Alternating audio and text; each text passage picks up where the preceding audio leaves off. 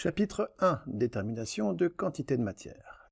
Et tout d'abord, définissons la quantité de matière. Cette quantité de matière petite n est la grandeur utilisée pour dénombrer des entités, atomes, ions, molécules, etc., etc. Si grand N est le nombre d'entités, sans unité, dans un échantillon, alors petit n, la quantité de matière en mol de cette entité est petit n égale grand N sur Na avec Na, constante d'Avogadro, qui vaut 6,02 fois 10 puissance 23 par mol. Les masses molaires. Et tout d'abord la masse molaire atomique. La masse molaire atomique d'un élément est la masse d'une mole d'atome de cet élément. Elle est notée grand M et s'exprime en grammes par mol. Par exemple, pour la masse molaire du beryllium, on va dire que l'atome de beryllium, sa masse, c'est approximativement la masse de son noyau. Ainsi, la masse molaire du beryllium, c'est la masse du noyau d'un atome de beryllium fois le nombre d'Avogadro, c'est-à-dire 9,0 g par mol. On vérifie, dans la classification périodique, que la masse molaire atomique du beryllium est bien égale à 9,0 g par mol.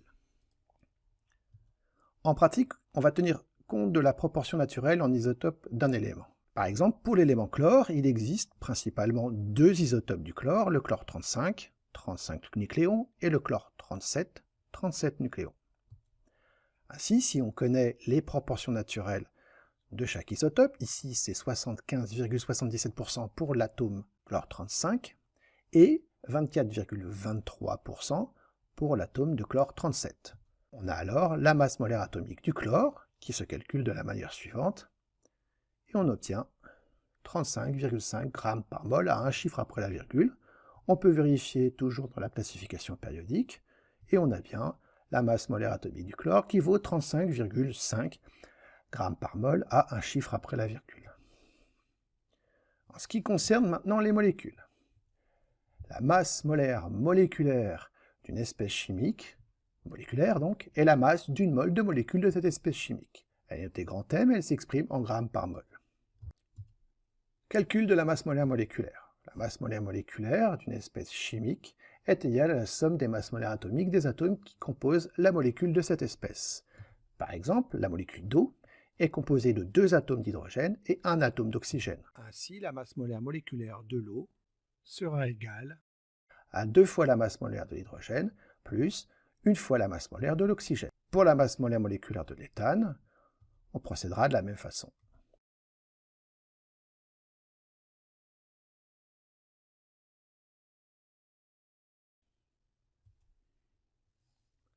Pour la masse molaire des ions, c'est-à-dire la masse molaire ionique.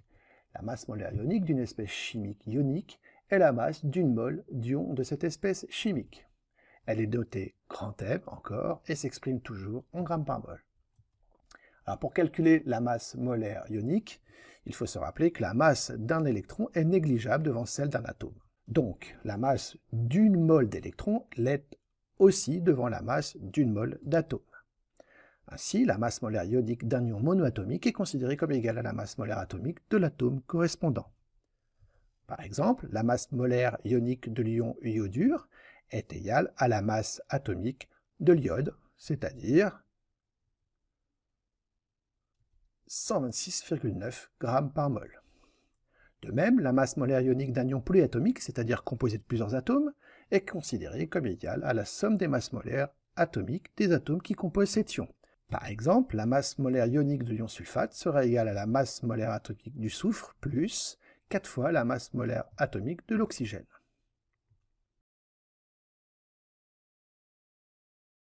Déterminons maintenant les quantités de matière, et notamment à partir de la masse d'un échantillon. Un grand sage a dit que peser, c'est compter. Soit petit m la masse d'un échantillon de corps pur considéré, et grand M sa masse molaire moléculaire ou atomique. La quantité de matière petit n contenue dans l'échantillon est petit n égale petit m sur grand M, avec petit m en grammes, grand M en grammes par mol, et petit n en mol. Détermination de quantité de matière maintenant à partir du volume d'un échantillon. On va revenir sur la définition de masse volumique et densité. Ainsi, la masse volumique d'une espèce chimique est le quotient de la masse m d'un échantillon de cette espèce par le volume V de ce même échantillon. On a donc masse volumique qui se note ρ égale petit m sur grand V, avec ρ en grammes par millilitre quand M est en grammes et quand V est en millilitres, mais ρ qui peut être exprimé en kilos par litre quand M est exprimé en kilos et V en litres. Ainsi, ρ égale petit m sur V, donc petit m égale ρ fois V. Petit n égale petit m sur grand M. On remplace petit m par son expression en fonction de ρ et V et on obtient petit n égale ρ fois V sur grand M. Cette démonstration est à connaître.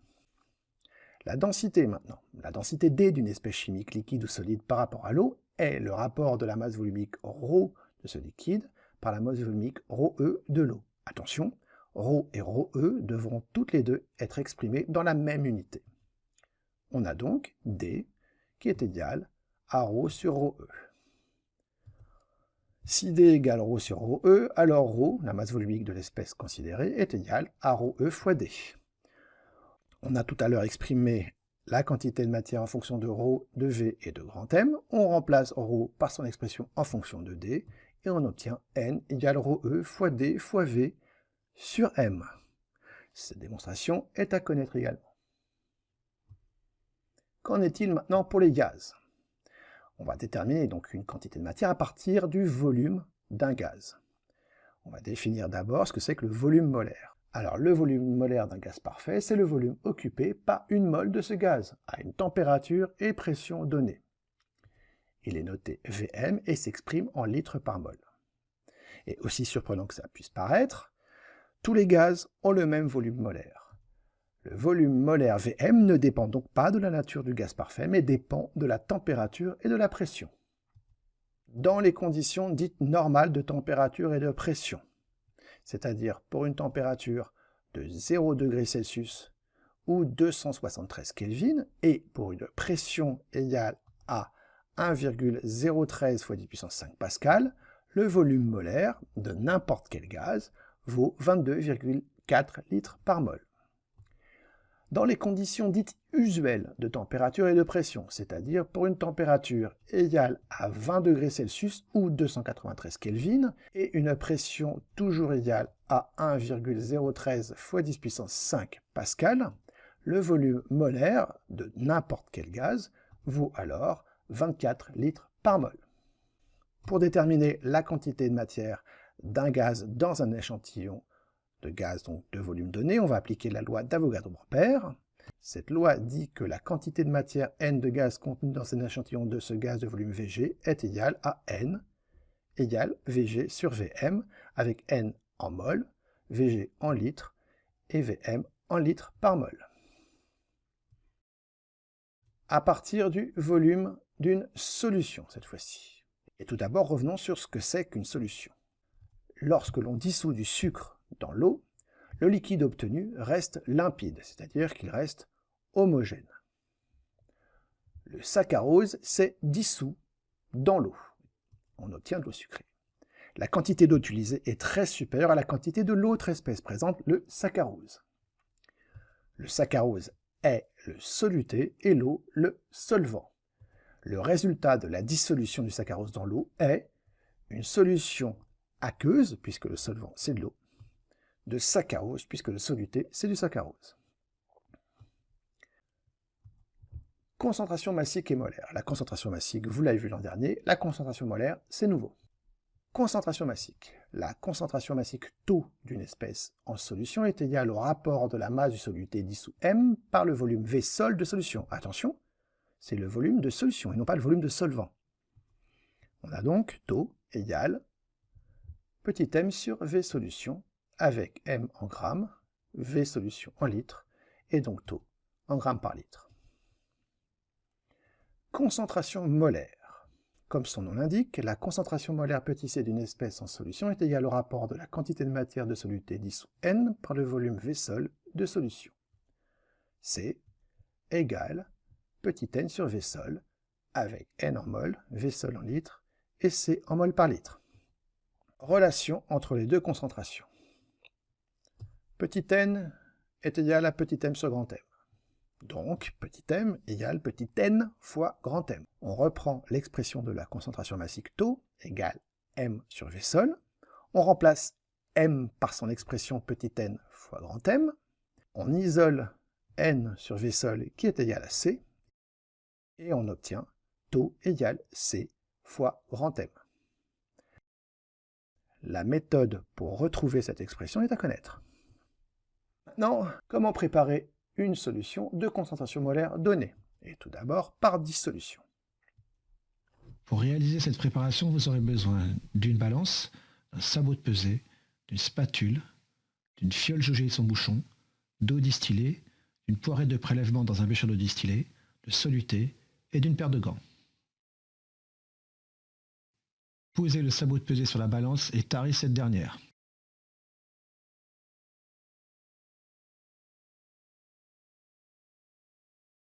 À l'aide du côté fin de la spatule, prélevez, soluté.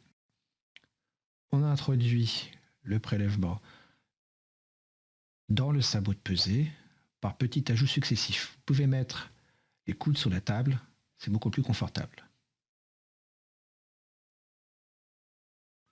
On n'oublie pas de reboucher le flacon.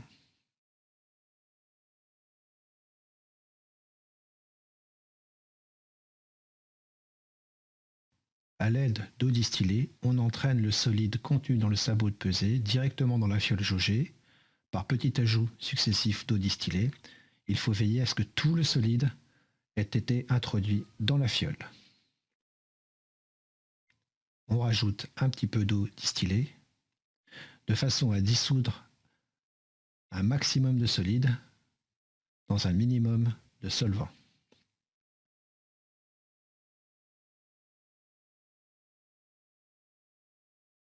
On rajoute alors de l'eau distillée jusqu'au niveau du début du col de la fiole en homogénéisant de temps en temps. Après chaque homogénéisation, il faut bien veiller à rincer le col de la fiole avec de l'eau distillée.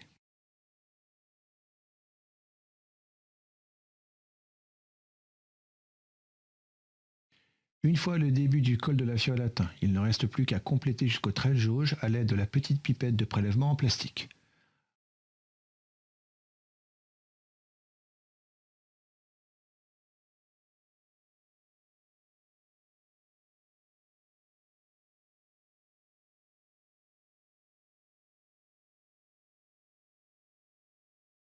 Attention, vous devez maintenir la fiole de façon à ce que le trait de jauge soit bien en face de vos yeux.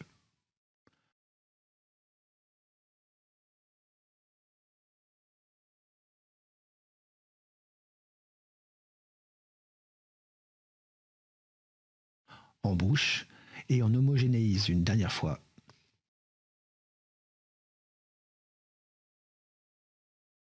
Et voilà.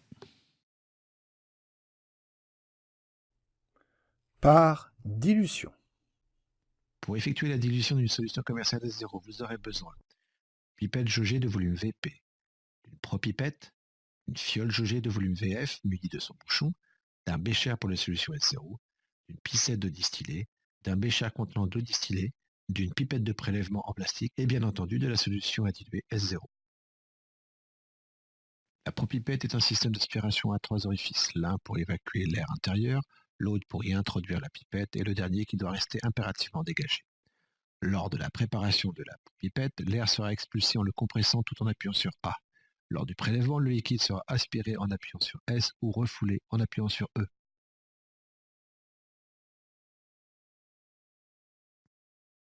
Avant tout, et pour être sûr de ne prélever que de la solution S0 et à la bonne concentration, on rince le bécher de prélèvement puis la pipette avec un peu de solution S0.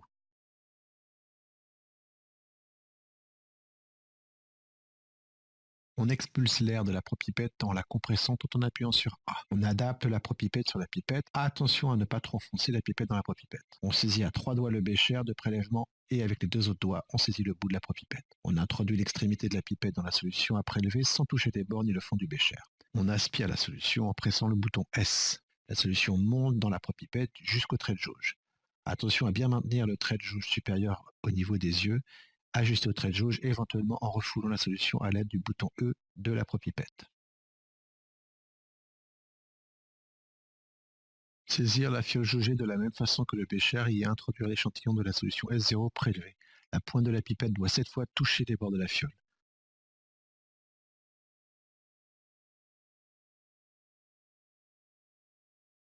Attention, il faut vous arrêter au trait de jauge inférieur de la pipette. Ajoutez de l'eau distillée jusqu'au début du col de la fiole.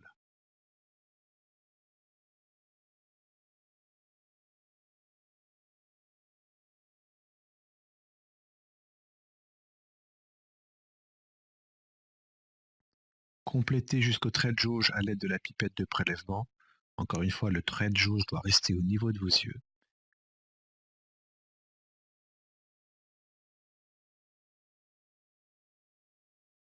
Bouchez la fiole. Homogénéisez. Et voilà. Alors, quand on a prélevé un certain volume de solution S0 avec notre pipette de volume Vp, on a prélevé une quantité de soluté égale à C0 fois Vp. Cette quantité de soluté vaut toujours C0 fois Vp une fois versée dans la fiole. Quand on va rajouter de l'eau, la quantité de soluté ne va pas varier. Elle sera toujours égale à C0 fois Vp, mais le volume de solution diluée vaut Vf. Ainsi, la concentration molaire Cf de la solution diluée vaut N sur Vf. N est toujours égal à C0 fois Vp, donc Cf égale C0 fois Vp sur Vf, et on a l'égalité Cf fois Vf égale C0 fois Vp. Ainsi, Vf sur Vp égale C0 sur Cf, et on a défini ce qu'on appelle le facteur de dilution. Le facteur de dilution, vous vous en servez sans arrêt quand vous dites, par exemple, je vais diluer 100 fois, le facteur de dilution vaut 100, ou quand je vais diluer au centième, le facteur de dilution vaut 100 aussi. Mais quand vous dites je vais diluer 10 fois, le facteur de dilution vaut 10, et quand je vais diluer au millième, ça veut dire que le facteur de dilution vaut 1000.